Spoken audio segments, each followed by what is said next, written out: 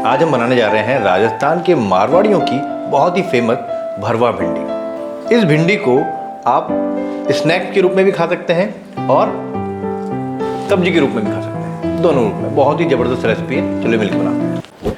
हमने यहाँ पे आधा किलो भिंडी ली है। भिंडी बिल्कुल फ्रेश लेनी है, ये नहीं कि खरीद के लाए और उसको फ्रिज में रख दिया।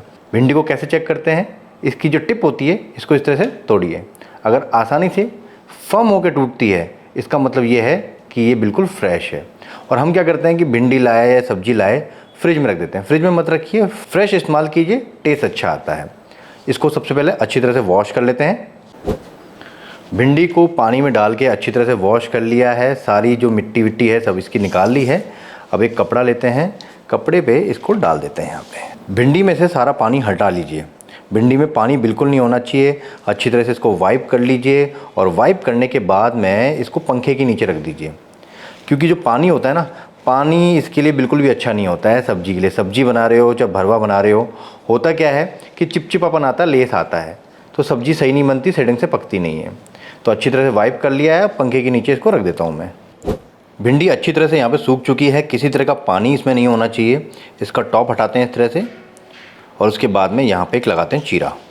चीरा इस तरह से लगाना है कि अंदर तक कट लगे, लेकिन पार नहीं होना चाहिए, सारा मसाला इसके अंदर चला जाए। और हो सके तो यहाँ पे जॉइंट रहना चाहिए, ये देखिए।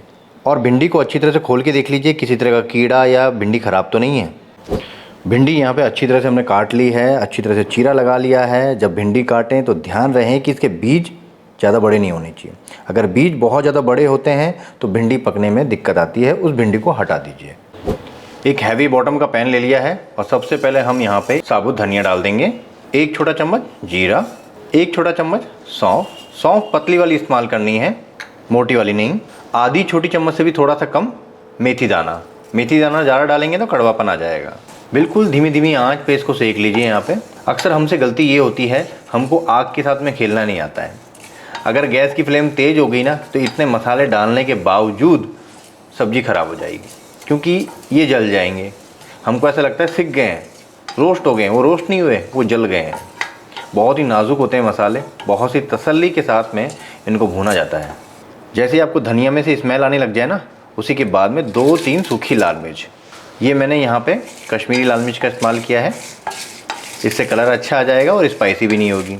गैस की फ्लेम इतनी कम होनी चाहिए कि आप हाथ लगा सको, और मसाले बहुत ज़्यादा गर्म भी नहीं होने चाहिए। लगभग 2 मिनट हो चुकी है, खुशबू बहुत अच्छी आ रही है। ये लो, गैस की फ्लेम बंद कर दी है। अब आधी छोटी चम्मच से थोड़ा सा कम अजवाइन और 1 बड़ा चम्मच से थोड़ा सा कम यहाँ पे कसूरी मेथी। गैस की फ्लेम यहाँ पे ऑफ है, लेकिन पैन तो गर्म है। तो जब पैन गर्म है तो ये मसाले गर्म है, मसाले गर्म है तो बाकी चीज़ें भी आराम से रोस्ट हो जाएगी। जो कसूरी मेथी होती है और अजवाइन होती है, उसको बहुत ज़्यादा हीट की नीड नहीं होती है। मुश्किल से 30 सेकंड और अब फटाफट से दूसरे बर्तन में खाली कर देते हैं। यहाँ पे लिए हमने एक हैवी बॉटम का पैन और इसमें डाल रहे हैं 2 बड़े चम्मच बेसन के।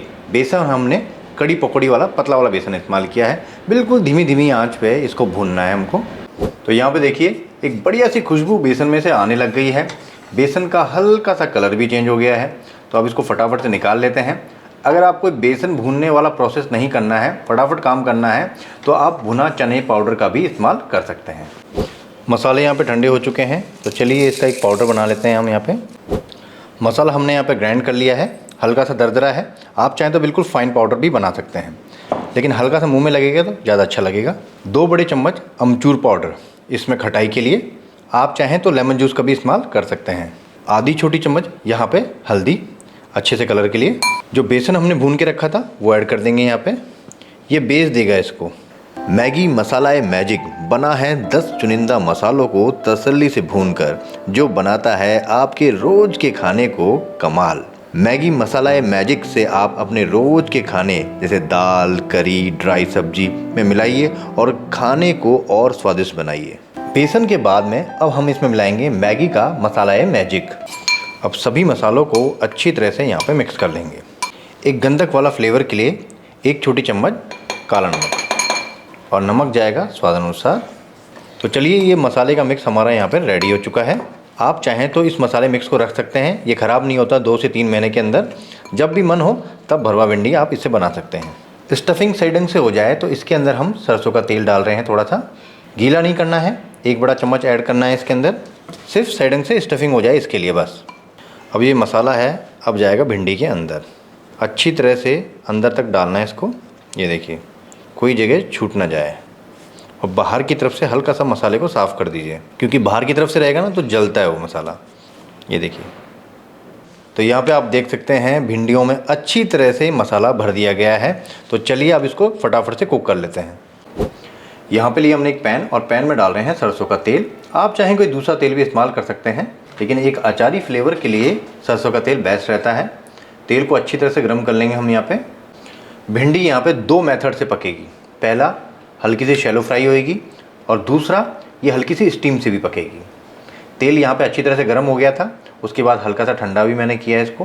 ज़्यादा गर्म रहेगा तो जलने लग जाएगी भिंडियाँ। और गैस की फ्लेम को मीडियम रखना है, मीडियम टू लो, बहुत तेज़ नहीं चलाना है गैस को। धीमी धीमी आंच पे हम इसको पकाते रहेंगे, और बीच बीच में इसको टर्न भी करेंगे। एक तरफ से काला ना पड़ जाए, बस इस बात का ध्यान रखना है हमको। और भिंडी बहुत जल्दी पकनी चाहिए, इसीलिए मैंने आपको कहा था कि भिंडी ज़्यादा पकी हुई ना हो, मतलब इसके बीज बहुत ज़्यादा मोटे ना हो। बीज ज़्यादा मोटे होंगे तो भिंडी को वक्त लगेगा पकने में, और जो टेस्ट हमको चाहिए वो नहीं आ पाया, क्योंकि मसाला यहाँ पर जलने लग जाएगा। तो बात छोटी है लेकिन काम की है। भिंडी को हल्का सा मैंने टर्न किया है, और उसके बाद में इसको कवर कर देते हैं। यहाँ पे शैलो फ्राई भी हो रही है, साथ ही साथ में ये स्टीम से भी पक रही है। यहाँ पे हो चुके हैं लगभग 5 से 10 मिनट, और ये देखिए खुशबू इतनी गज़ब की आई है, बहुत ही गज़ब की। चारों तरफ से पक गया है, मसाला भी नहीं जला है, इस बात का ध्यान रखना है। कई लोग क्या करते हैं, मसाले को जला देते हैं। जैसे ही आपका मसाला जला, भिंडी ख़राब। गैस की फ्लेम मैंने बंद कर दी है।